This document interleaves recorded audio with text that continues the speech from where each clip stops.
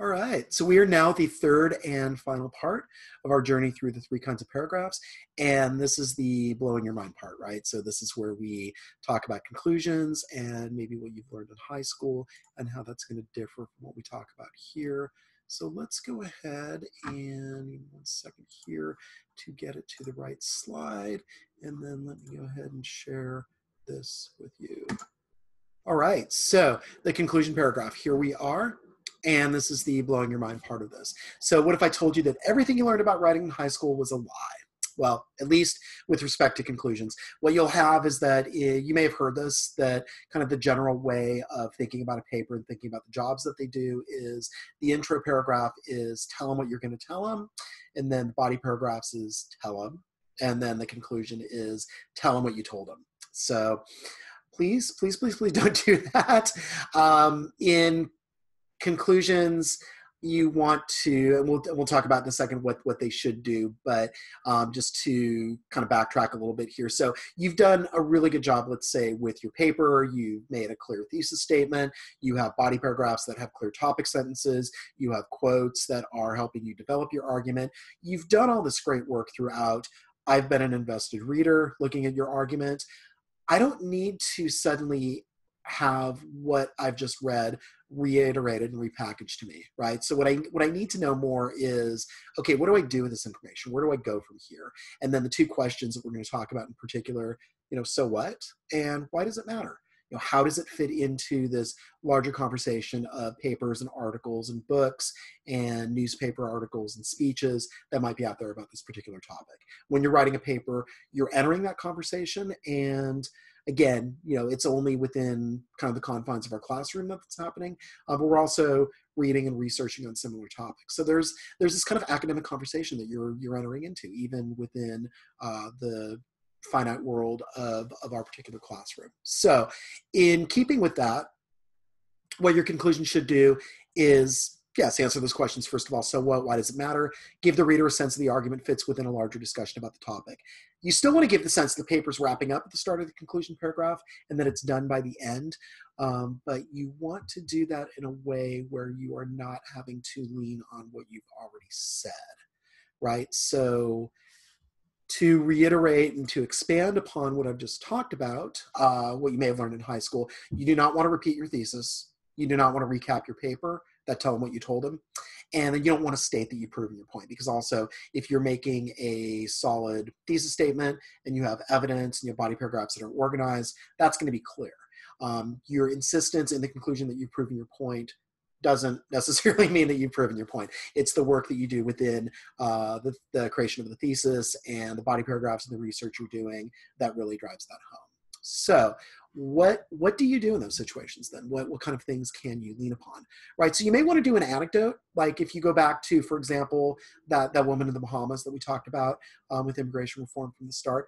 Maybe she eventually does get citizenship, right? So, or maybe she's still sort of lingering. Maybe there's a kind of rest of the story kind of component, and you can go back to that and then drive home, in this case, the importance of that particular proposal. Then recent history on the issue, right? So that can happen sometimes, maybe you're talking about an argument, maybe you're wanting to legalize gambling, and maybe, it's happened in a state and the state's getting a lot of revenue. I mean, you'll have some of that in your body paragraph as well, maybe generally, but maybe there is kind of an additional situation, maybe something that didn't quite fit into what you were trying to argue in your body paragraph, but it might be perfect for the conclusion. Like if it can happen here, if it can work here, certainly we can think about it in Texas. And then a forecast, right? So how something you're trying to solve might get worse without your proposal. So these are all kind of proposal specific closing strategies, the way that they're framed here, but certainly things like that can expand out. So, and then you can also maybe, use some quotes on the topic as well, right? Maybe there are some quotes that you couldn't use in the body paragraph, but they're generally supportive of what you're calling for in the paper.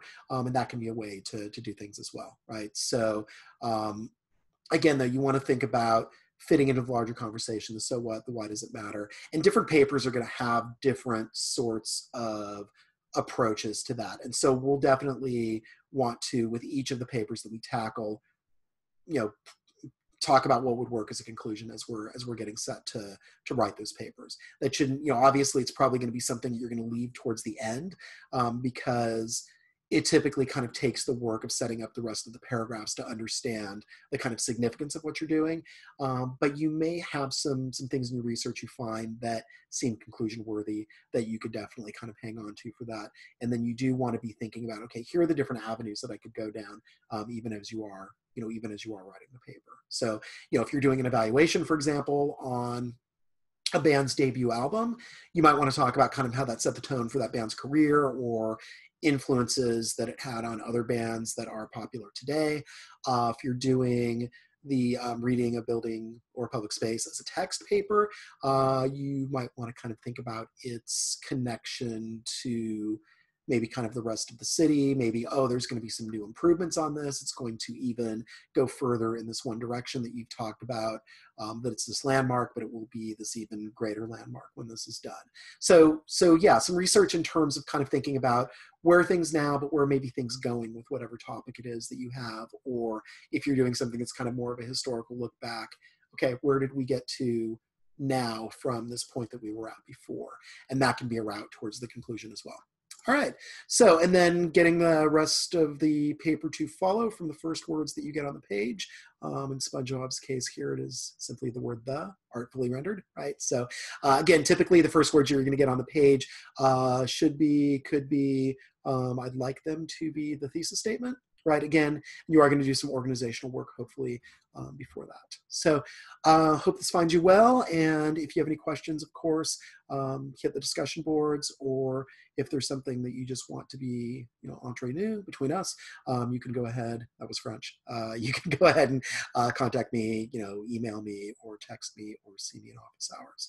All right, so happy writing. And again, this may be a PowerPoint that you want to come back to throughout the semester, and this may be a presentation that you want to come back to throughout the semester as well. So make sure this is bookmarked, make sure that you know where to find this and the other 2 videos that preceded this. All right, thanks.